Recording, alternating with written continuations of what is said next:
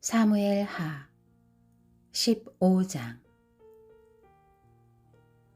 이 일 후에 압살롬은 전차와 말들을 준비하고 50명의 군사들을 마련해 자기를 앞세웠습니다. 그는 일찍 일어나 성문 쪽으로 향한 길가에 섰습니다. 누구든 판결을 받으려고 왕 앞에 상소문을 들고 오면 압살롬이 그 사람을 불러 말했습니다. 내가 어느 성 출신이냐? 그 사람이 이스라엘의 어느 지파에서 왔습니다. 라고 대답하면 압살롬이 그에게 보아라, 내 상소가 옳고 타당하지만 내 말을 들어줄 만한 사람이 왕에게 없구나 라고 말하며 또 이렇게 덧붙여 말했습니다. 내가 이 땅에서 재판관이 되고 누구든 상소나 재판할 문제를 가지고 내게 오면 내가 정당한 판결을 내려줄 텐데. 또한 압살롬은 누가 자기에게 다가와 절을 하면 언제든 손을 뻗어 붙들고 입을 맞추곤 했습니다. 압살롬은 정당한 재판을 호소하며 왕께 오는 모든 이스라엘 사람들에게 이런 식으로 대해서 이스라엘 백성들의 마음을 사로잡았습니다. 4년 만에 압살롬이 왕께 말했습니다. 헤브론에 가서 제가 여호와께 서원한 것을 이룰 수 있게 해주십시오. 왕의 종이 아람의 그술에서 살 때 여호와께서 저를 예루살렘에 다시 가게 해주시면 제가 여호와를 섬기겠다고 서원했습니다. 왕이 그에게 평안히 가거라 하고 말하자 그는 일어나 헤브론으로 갔습니다. 그때 압살롬은 이스라엘 모든 지파에게 두루 첩자들을 보내 나팔 소리가 들리면 너희는 곧바로 압살롬이 헤브론에서 왕이 됐다고 하라 라고 말해두었습니다. 예루살렘에서 200명의 사람들이 압살롬을 따라갔는데 그들은 단지 손님으로 초대돼 이 일에 대해 아무것도 모르고 그냥 따라 나선 것이었습니다. 압살롬은 제사를 드리면서 다윗의 참모인 길로 사람 아히도벨에게 사람을 보내 그의 고향 길로에 오게 했습니다. 이렇게 반란 세력이 점점 커지자 압살롬의 추종자들도 점점 불어났습니다. 심부름꾼이 와서 다윗에게 말했습니다. 이스라엘의 인심이 압살롬에게로 돌아섰습니다. 그러자 다윗이 그와 함께 예루살렘에 있던 모든 신하들에게 말했습니다. 여기서 도망가야겠다. 그러지 않으면 우리 가운데 어느 누구도 압살롬에게서 살아남을 수 없을 것이다. 지금 당장 떠나자. 그 아이가 조만간 우리를 쳐서 해치고 칼로 성을 칠까 두렵구나. 왕의 신하들이 그에게 대답했습니다. 우리는 왕의 종들입니다. 무엇이든 우리 주 왕께서 하라고 하시는 대로 할 것입니다. 왕은 왕궁을 지킬 후궁 10명만 남겨놓고 그의 모든 가족들과 함께 떠났습니다.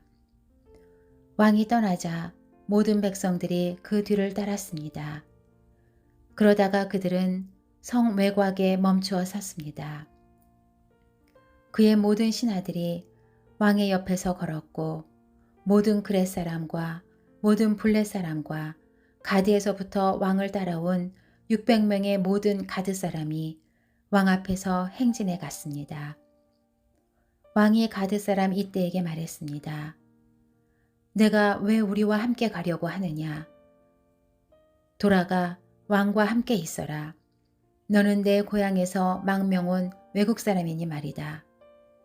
내가 온 것이 불과 얼마 전인데 어디로 갈지도 모르는 내가 어떻게 내게 우리와 같이 떠나자고 하겠느냐. 돌아가거라. 내 동포들도 데리고 가거라. 은혜와 진리가 너와 함께 하기를 바란다. 그러나 이때가 왕께 대답했습니다.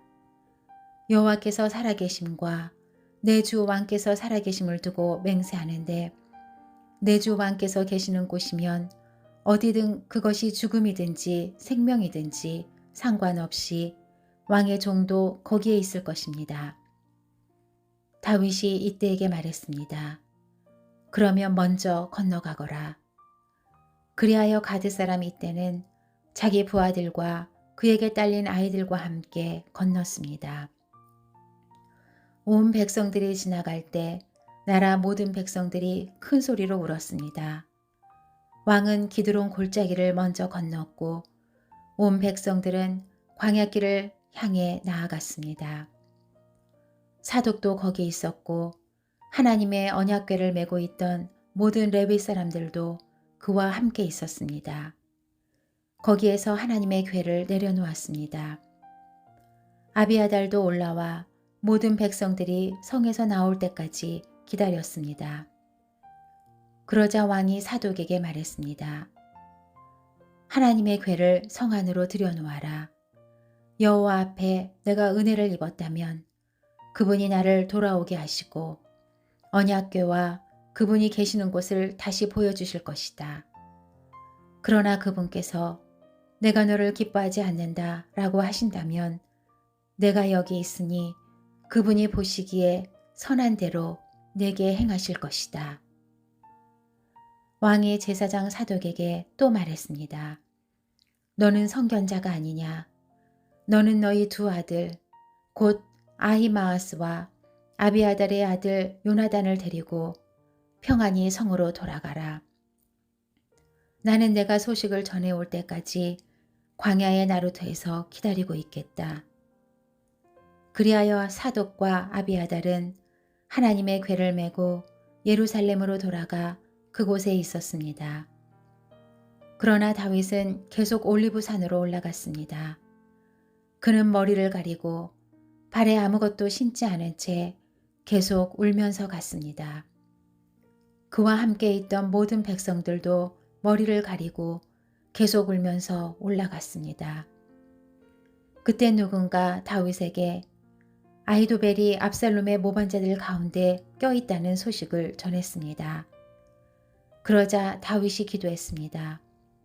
여호와여, 아히도벨의 계획을 어리석게 하소서. 다윗이 산꼭대기에 도착했습니다.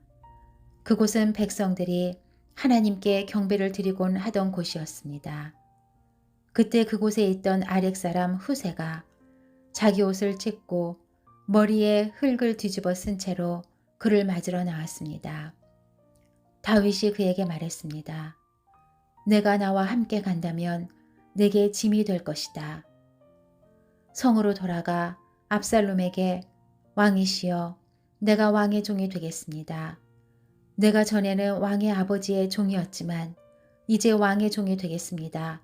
라고 한다면 내가 아히도벨의 계획이 실패로 돌아가도록 나를 도울 수 있을 것이다. 사독과 아비아달 두 제사장이 거기 너와 함께 있지 않겠느냐. 무엇이든 왕궁에서 듣는 소식은 사독과 아비아달 두 제사장에게 말해주어라. 그들의 두 아들, 곧 사독의 아들 아히마아스와 아비아달의 아들 요나단이 그들과 함께 거기에 있으니 무엇이든지 들리는 대로 그들 편에 소식을 전하여라. 그리하여 다윗의 친구 후세는 성 안으로 들어갔습니다. 그때 압살롬도 예루살렘으로 들어갔습니다.